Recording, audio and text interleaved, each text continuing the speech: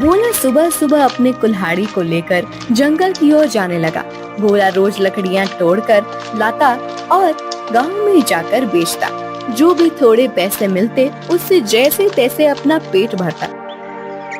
उस दिन जब भोला लकड़ी काटने गया, उसने देखा कि बहुत सारे पेड़ पहले से ही कटे हुए हैं। फिर अरे ये क्या, लगता है आज कलुआ मुझसे पहले आकर लकड़ियां तोड़कर चला गया। वैसे भी कलुआ को तो मुझसे बहुत ज्यादा लकड़ियों की जरूरत होती है, इसीलिए आया होगा। चलो अब जंगल के और अंदर जाना होगा। भोला और अंदर चला गया। उसने देखा कि बीच जंगल में बहुत से पेड़ थे। उन पेड़ों को देखकर अरे वाह, यहाँ पर तो बहुत सारे पेड़ हैं। अगले 2 महीनों तक भी रोज लकड़ियाँ काटूं तो भी कम नहीं पड़ेंगी। भोले ने पेड़ काटने के लिए कुल्हाड़ी उठाई। तभी उसने देखा कि ऊपर एक बंदरिया अपने नवजात बच्चे के साथ उस पेड़ पर बैठकर फल खा रही थी। वो बंदरिया इतने प्यार से अपने बच्चे को पकड़कर बैठी थी कि उनका प्यार देखकर भोला रुक गया। ये क्या करने जा रहा था मैं? अगर मैंने ये पेड़ काट दिया, माँ बंदरिया और उसके बच्चे का घर टूट जाएगा। नहीं, मुझे ऐसा नहीं करना चाहिए। शायद इस पेड़ पर बहुत सारे फल हैं, इसीलिए ये बंदरिया यहाँ रहती होगी। चलो मैं कोई ऐसा पेड़ काटता हूँ जिस पर किसी जानवर या पंछी का घर ना हो। भोला और आगे चला गया। उसने अपनी जरूरत के अनुसार लकड़ियाँ काटी और उन्हें बेचने चला गया। ऐसे ही दिन बीतते रहते हैं। भोला रोज उस बंदरिया और उसके बच्चे को देखता। कभी कभी भोला बंदरिया को खिलाने के लिए घर से रोटी भी ले आता।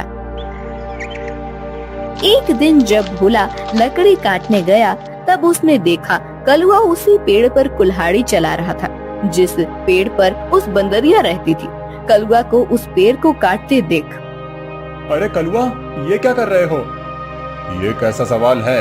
भगवान ने आंखों की जगह बटन लगाकर भेजा है क्या? दिखाई नहीं देता? लकड़ी काट रहा हूँ। वो तो मैं देख रहा हूँ कलुआ, लेकिन इस पेड़ की लकड़ी क्यों काट रहे हो? किसी और पेड़ की लकड़ी काटो। पेड़ पर देखो, एक बंदरिया का घर है, उसके साथ उसके नवजात शिशु भी हैं कलुआ। तो क्या हुआ? वो बंदरिया किसी और पेड़ पर चली जाएगी। इतने सारे पेड़ तो हैं। लेकिन कलुआ, लेकिन वेकिन कुछ नहीं। चल निकल जा यहाँ से। आया बड़ा मुझे सिखाने वाला। और सुन, इस पेड़ को तो पूरा मैं ही काटूंगा। ये ध्यान रखना, तुझे चाहिए तो कहीं और चला जा, नहीं तो ये देख रहा है ना कुल्हाड़ी, मुझे जरा सी भी देर नहीं लगेगी इस कुल्हाड़ी को तुझ पर चलाने में। कलुआ पेड़ काटने लगा। भोला बेचारा चाह कर भी कुछ नहीं कर पाया और आगे चला गया। दोपहर के समय जब भोला जंगल से लौट रहा था, तब सपने देखा कि कलुआ ने वो पूरा पेड़ काट डाला था। भोला को बहुत बुरा लग रहा था। तभी उसकी नजर पेड़ के एक बड़े लकड़ी के नीचे गई। वो बंदरिया उस लकड़ी के नीचे मरी पड़ी हुई थी। उसे देख भोला के आंखों में आंसू बहने लगे। भोला को लग रहा था कि शायद उसके बच्चे की भी मौत हो गई है। भोला उस बंदरिया के पास गया। तभी उसने देखा कि बंदरिया ने मरते हुए भी अपने बच्चे को अपने गोद में सुरक्षित रखा था। हे भगवान, तेरी महिमा अपरंपार है। इस बंदरिया ने मरते हुए भी अपने बच्चे को गोद में सुरक्षित रखा है। सच में माँ आखिर माँ ही होती है। लेकिन अब इस बच्चे का क्या होगा? कलुआ भी कितना दुष्ट है।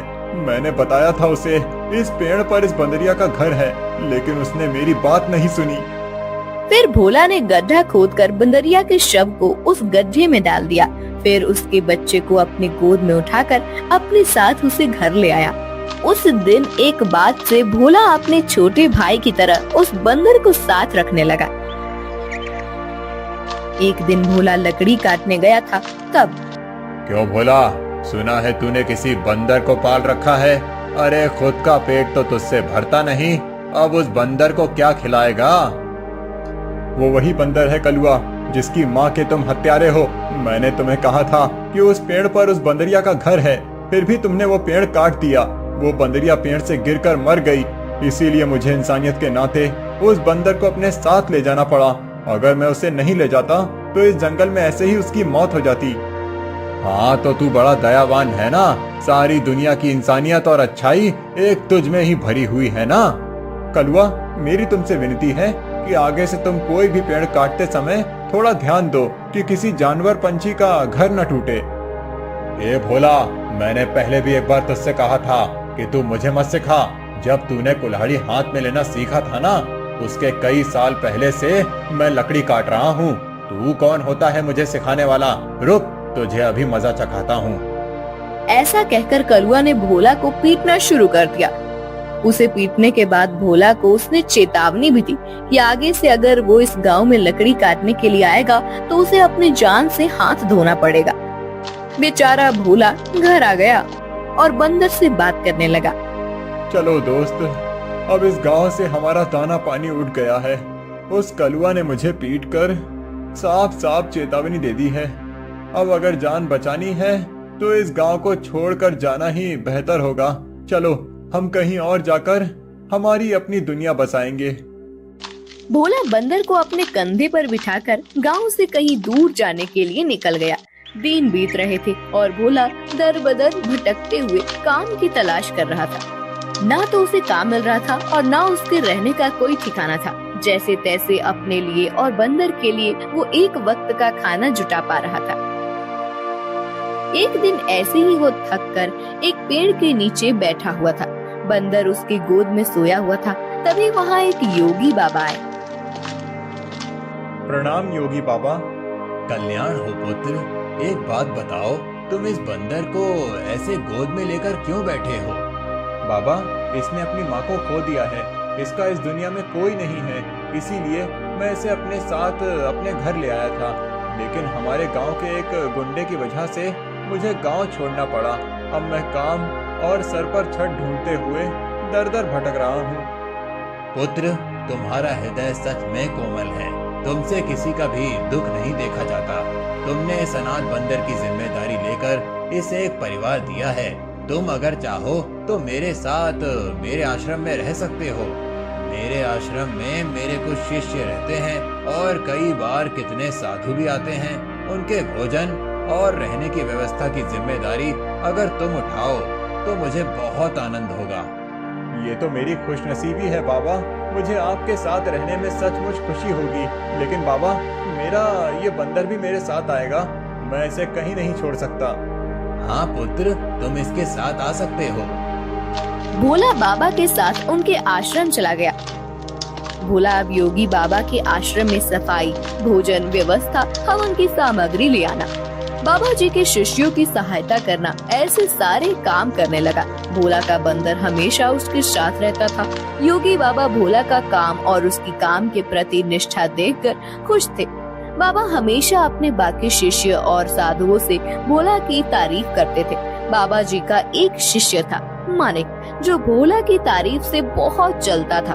उसे लगता था कि भोला तो एक साधारण लड़का है, फिर भी बाबा जी उसकी बड़ी तारीफ करते हैं। जबकि मैं इतनी पढ़ाई करता हूँ, वेद पाठ करता हूँ, फिर भी बाबा जी को मेरी कोई अहमियत नहीं है। एक दिन, माणिक भैया, ये लीजिए, आपके लिए ये ताजे फल लेकर आया हूँ। भोला, आजकल तुम ज्यादा आलसी हो चुके हो। तुम्हें ज्यादा खाना ना पकाना पड़े, इसीलिए तुम ये फल लेकर आते हो। ऐसी बात नहीं है भैया, वो बाबूजी ने आज सबको फलहार करने को कहा है, इसीलिए मैं फल लेकर आया था। भोला बात कर ही रहा था कि तभी उसका दोस्त बंदर आया और उसने मानिक के फल खा लिए। अरे अरे, ये क्या? अरे संभालो तुम्हारे इस बंदर को। पूरे आश्रम को सर पर उठाकर रखा है। ये बंदर मेरे फल खा गया। भोला, अभी के अभी इस बंदर को भगाओ इस आश्रम से, नहीं तो मैं योगी बाबा से इसकी शिकायत करूंगा। मानिक भैया, मैं आपसे माफी मांगता हूँ और आपके लिए और फल लेकर आता हूँ, लेकिन मेरे इस भाई को मैं अपने से अलग नहीं कर सकता। मानिक को भोला पर बहुत गुस्सा आया। उसने योगी बाबा से भोला की शिकायत की, लेकिन बाबा जी ने भोला का पक्ष लेकर मानिक को ही सुना दिया और ध्यान मग्न हो गए। आज तो हद हो गई। इसकी वजह से गुरुजी ने मुझे डांटा। इसका कुछ करना ही पड़ेगा, लेकिन इस तरह कि मेरा नाम कहीं न जाए और इसकी छुट्टी हो जाए। कुछ दिन के बाद योगी बाबा को उस गांव के राजा ने अपने राजमहल में आने का आमंत्रण दिया। योगी बाबा अपने शिष्यों के साथ भोला को लेकर राजमहल चले गए। राजा ने उनकी बड़ी आओ भगत की।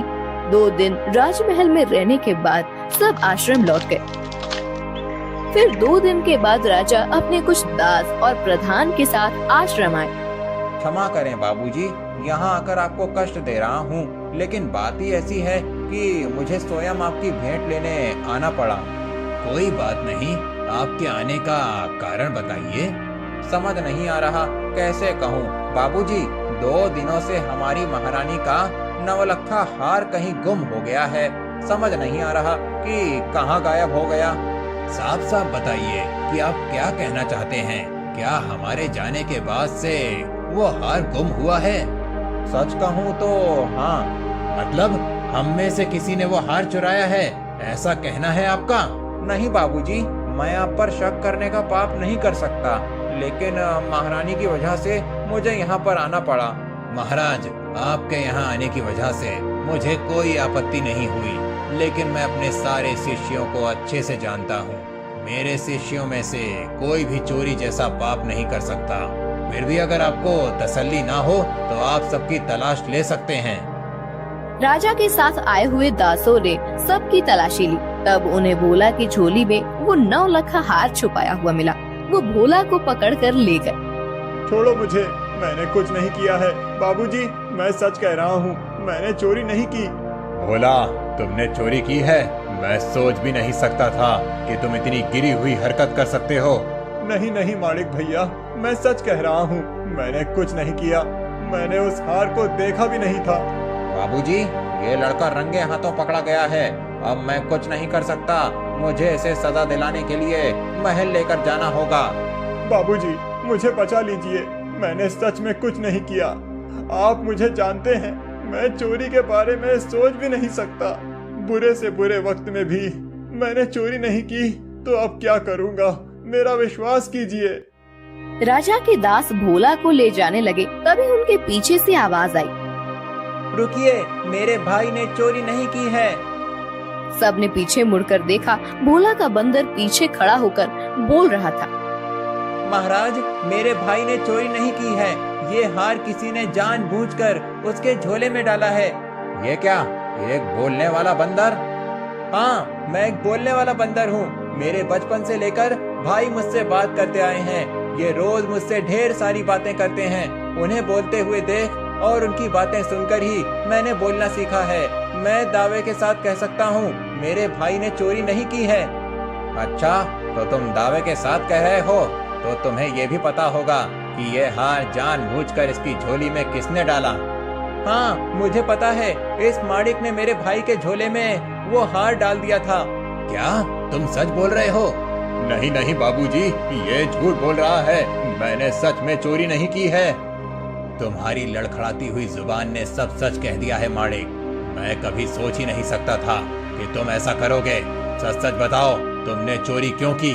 और उसका इल्जाम बेचारे भोला पर डालकर क्या करना चाहते थे तुम?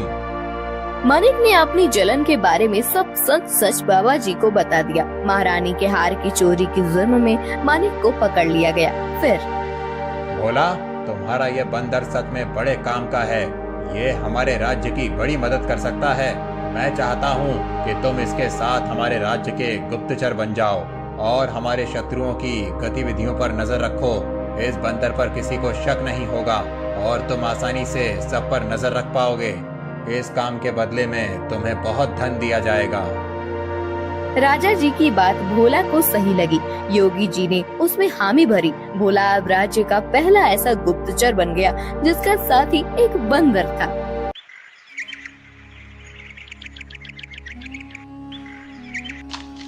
रूपा अपना पिज्जा का ठेला लेकर जा रही थी। ले लो, ले लो, गरम पिज्जा ले लो, वेज पिज्जा, चीज पिज्जा ले लो। बहुत दिनों से रूपा का पिज्जा का धंधा कुछ ठीक से नहीं चल रहा था। ग्राहक उसके ठेले के पास से गुजरते थे, लेकिन पिज्जा खरीदने के लिए नहीं रुकते थे। तभी वहाँ रूपा के पिता की उम्र का किशोरी लाल आया। किशोरी लाल सीटी बजाते हुए, अरे वाह, आज तो लगता है मेरी नसीब बहुत जोरों पर है। सुबह सुबह चिकनी चमेली के दर्शन हो गए। मेरा रास्ता छोड़िए। अरे रास्ता छोड़े मेरे दुश्मन। हम दोनों के तो रास्ते जल्दी ही एक होने वाले हैं और तुम बोल रही हो कि रास्ता छोड़ दो। ये ठीक नहीं है डार्लिंग। अच्छा, तुम्हें डार्लिंग कहूंगा तो चलेगा ना? वो क्या है ना, मैंने सुना है कि आजकल की लड़कियां को डार्लिंग, जानू बच्चा, ऐसे सब सुनना अच्छा लगता है। तुम बताओ मैं तुम्हें क्या कहकर पुकारूं? कोई जरूरत नहीं है मुझे किसी भी नाम से पुकारने की, जाने दीजिए मुझे। रूपा रास्ता बदलकर जाने लगी। तभी किशोरी लाल ने रूपा का हाथ पकड़ लिया।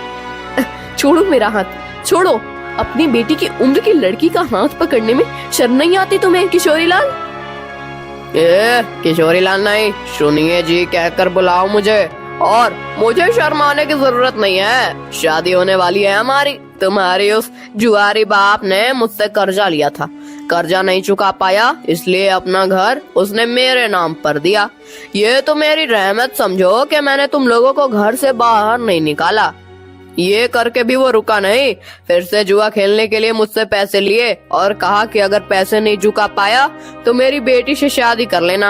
अब एक तो तुम्हारे बाप को कहो कि मेरे पैसे लौटाए, नहीं तो तुम मुझसे शादी करने के लिए तैयार हो जाओ। हाँ। रूपा मायूस होकर घर चली आई। उसने अपनी माँ भारती को रोते हुए सब बात बता दी।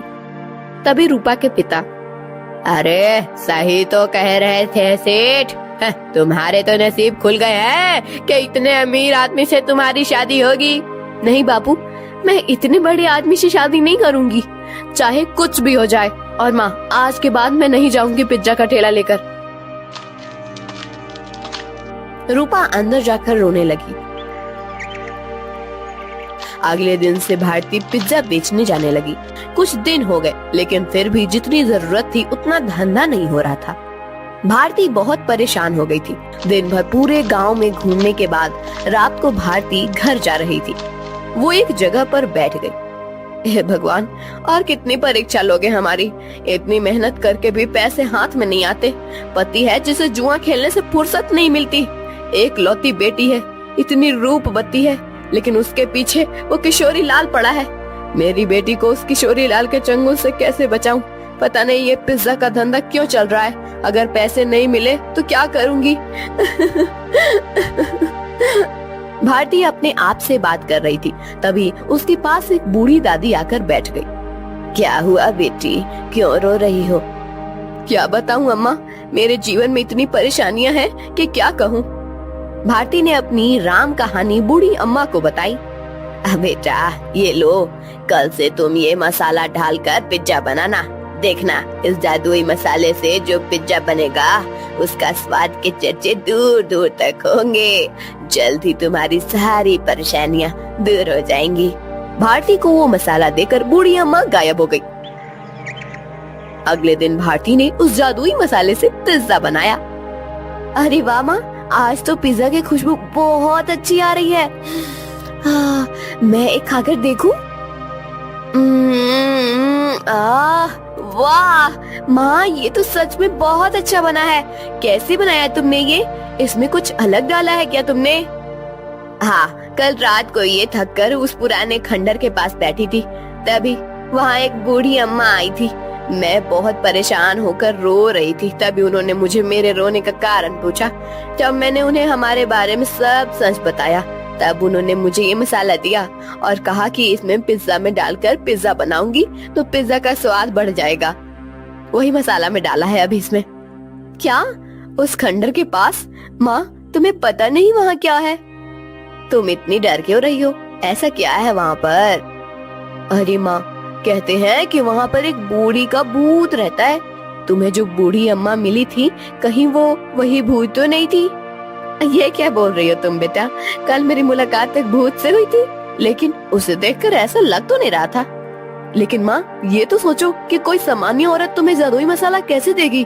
हो ना हो वो जरूर कोई भूत ही होगी। अब वो कोई भी हो, क्या फर्क पड़ता है? अगर उसके इस मसाले की वजह से हमारे पिज्जा की बिक्री बढ़ गई तो अच्छी ही है ना। सोचो, हम उस किशोरी लाल के सारे पैसे चुका देंगे तो उसे तुम्हारा पीछा छोड़ना होगा। हाँ, ये बात तो है। सिर्फ एक बात याद रखना, किसी को कानो कान खबर ना हो कि हमें किसी भूतनी ने जादुई मसाला दिया था। भारती अपना ठेला लेकर निकल पड़ी। जादुई पिज्जा की महक पूरे गांव में फैल रही थी। अरे भारती, आज तो बहुत बढ़िया खुशबू आ रही है तुम्हारे ठेले से। जरा एक दो पिज्जा खिलाओ तो। भारती ने लालचंद को गर्मा गर्म पिज्जा सॉस के साथ दिया। लालचंद पिज्जा खाने लगा। अरे वाह क्या स्वाद है, वाह वाह मजा आ गया। भारती क्या खूब पिज्जा बनाया है, आज तुमने सच में दिल खुश हो गया। वैसे तो मुझे ये पिज्जा विज्जा कुछ खास पसंद नहीं है, ये तो सारे नए जमाने के चोचले हैं, लेकिन उसकी सुगंध इतनी अच्छी आ रही थी कि मेरा जी मचल गया। ओह ये लो पैसे, और एक काम करो 4 पिज्जा पैक करके देना, घर पर ले जाता हूँ, बच्चों को बहुत पसंद आया। लालचंद की आवाज सुनकर कुछ और लोग वहां आ गए और पिज्जा खरीदने लगे। भारती बहुत ज्यादा खुश हो गई क्योंकि आज उसकी बोनी ही एकदम बढ़िया हो गई थी। कुछ देर के बाद भारती गांव से होकर कॉलेज पर चली गई। कॉलेज के बहुत सारे बच्चों ने पिज्जा खरीदा। दोपहर तक सारे पिज्जा खत्म हो गए। भारती घर आ गई। माँ इतनी जल्दी आ गई आज? अरे पूछो ही मत, आज तो गजब हो गया, सच में उस मसाले ने तो कमाल कर दिया। जब मैं यहाँ से निकली थोड़ी दूर पर लालचंद सेठ मिल गए, पिज्जा की खुशबू से गीचे चले आए। 2-3 पिज्जा खा लिए उन्होंने और 4 पैक करके घर ले गए। इतनी तारीफ कर रहे थे पिज्जा की कि क्या ही बताऊं। उनकी आवाज सुनकर कुछ और गांव वाले आए और उन्होंने भी पिज्जा खरीद लिया। आज तो बहुत अच्छी बोनी हो गई थी। फिर मैं कॉलेज पर चली गई, वहाँ भी बच्चों की खाने की छुट्टी हुई थी, क्या कहते हैं उसे, हाँ रिसेस। बहुत से बच्चे बाहर आए और पिज्जा लेकर चले गए। सारे पिज्जा खत्म हो गए। अरे वाह, मतलब भूतनी ने दिए हुए मसाले ने आपका काम कर दिया। माँ अगर रोज ऐसे ही पिज्जा की बिक्री होने लगी तो बहुत जल्द हम सारा कर्जा चुका देंगे। हाँ बेटा ऐसा ही होगा। एक दिन रूपा, मैं सोच रही हूँ कि मैं दोपहर को घर आ जाती हूँ, बाद में पूरा टाइम मैं खाली बैठ रहती हूँ, तो क्यों न शाम के समय भी पिज्जा का ठेला लगाना शुरू कर दूँ। लेकिन माँ तुम कितना काम करती हो, शाम को भी काम करोगी तो थक नहीं जाओगी? थक तो जाऊंगी, लेकिन सोचो मुनाफा भी तो दुगना हो जाएगा। अगले दिन से भारती शाम के समय भी जादुई पिज्जा का ठेला लगाने लगी। उसे दुगना मुनाफा होने लगा। कुछ दिनों में भारती के पास बहुत सारे पैसे जमा हो गए। एक दिन वो कर्ज के सारे पैसे लेकर किशोरी लाल के कोठी पर चली गई। आओ आओ भारती, आज सुबह सुबह मेरी कोठी पर। लगता है शादी की बात करने आई हो। किशोरी लाल, मैं पागल नहीं हूँ जो मेरी रूपवती बेटी का हाथ उसके बाप की उम्र के आदमी के हाथ में दे दूं। बिल्कुल तुम पर ही गई है तुम्हारी बेटी।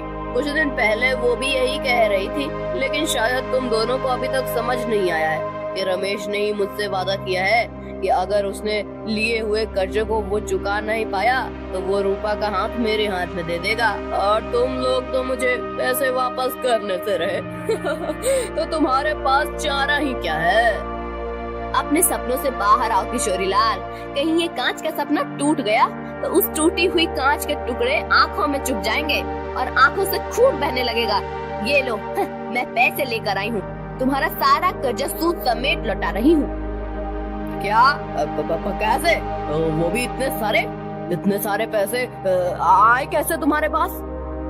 ये ले तेरे पैसे, और आगे से मेरे दरवाजे पर आने की जरूरत मत करना। और हाँ, मेरी बेटी को आंख उठाकर भी मत देखना आज के बाद। भारती किशोरी लाल के कोठी से चली गई। किशोरी लाल अपने कंप्यूटर के सामने बैठकर स्टॉक एक्सचेंज में ट्रेड करने लगा। कुछ दिनों के बाद भारती को कॉलेज के कैंटीन में पिज्जा बनाने का काम मिल गया। उसने अब पिज्जा का ढाबा शुरू कर दिया था।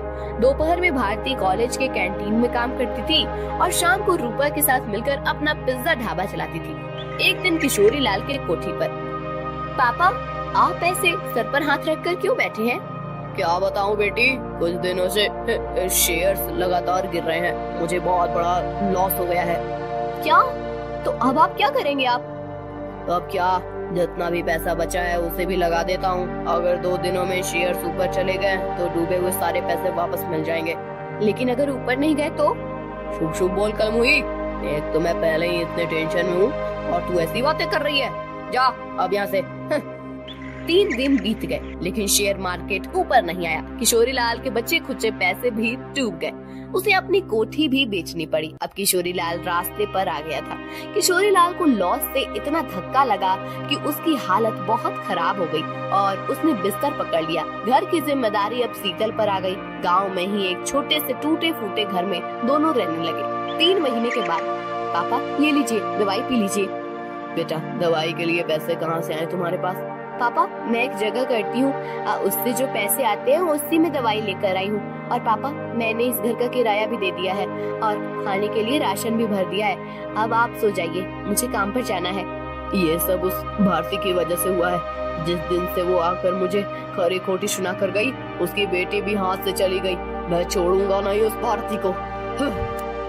पापा, अब तो समझिए, इसमें भारती चाची की कोई गलती नहीं है। रूपा मेरी उम्र की है। उसके साथ शादी की बात करने के बारे में सोचते हुए आपको ही शर्म आनी चाहिए थी। कौन सी माँ चाहेगी कि उसकी बेटी की शादी ऐसे आदमी से हो? मुझे बहुत दया आ रही है उन पर। दया तो उन्होंने हम पर दिखाई है पापा। मैंने आज तक आपको बताया नहीं, लेकिन हमारा घर जो चल रहा है ना, वो उनकी वजह से है। मैं भारती चाची के ढाबे पर ही काम करती हूँ। क्या सच? हाँ पापा, आपने उनके साथ इतना बुरा किया, उनका घर ले लिया, फिर भी उन्होंने हमारे बुरे वक्त में हमें सहारा दिया है।